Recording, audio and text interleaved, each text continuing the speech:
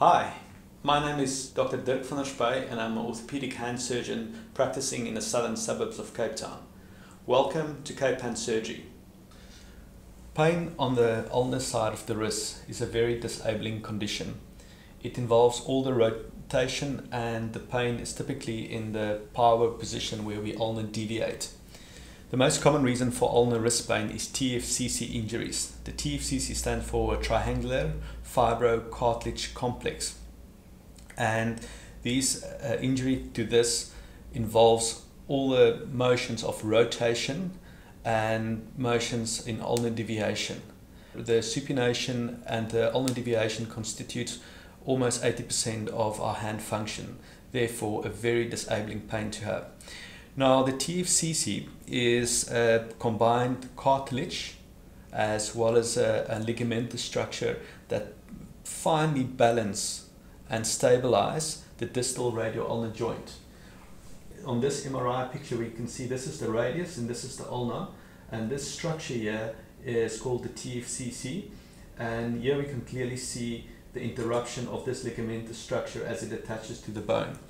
Now the Tfcc is a triangular structure, and essentially we can see it's got two ligaments on both sides, and in the middle we've got a more cartilage component. Now very important with regards to the anatomy, the Tfcc got a deep limb that attaches at the foveal attachment, and then it's got a superficial limb. So when the foveal or the deep attachment of a Tfcc is torn, we get symptoms of instability, and essentially where the attachment that we can't see in here is uprooted, we get a Tfcc tear, and this is the normal structure of it that is pulled loose from the ulnar.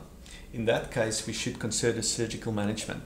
Now when we evaluate the Tfcc, we typically have pain at the foveal or the deep attachment of the Tfcc.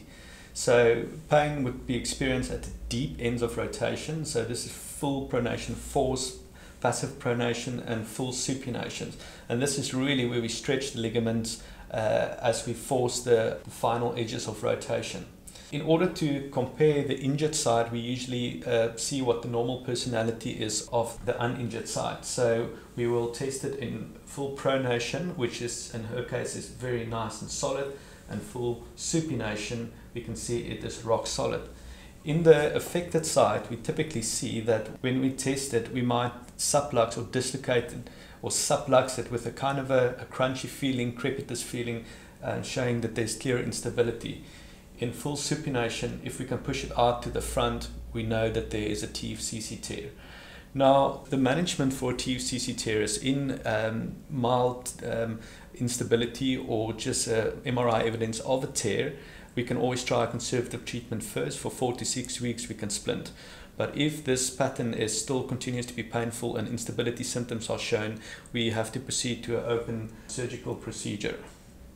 The surgical management for Tfcc typically is evaluating the joint with arthroscopical evaluation, meaning we put a small little camera, evaluate the tear, we can clean the tear from the inside, and then based on the tear we can then direct or proceed to a repair, either arthroscopically, or most of the unstable tears will require an open repair where we reattach the foveal attachment. Of importance is that these injuries take a very long time to heal, and therefore we typically splint them for up to 8 weeks post-operatively, blocking the rotation in order to enable the healing. Tfcc injuries in general can be a very disabling condition, and most of them we can treat conservatively, but if you feel that you've got instability symptoms and constant pain in rotation, we evaluate you and see you might be suffering from a Tfcc tear, and hopefully we can help you. Thanks for watching, and please feel free to visit the website at www.capehandsurgery.co.za or follow us on Instagram or Facebook.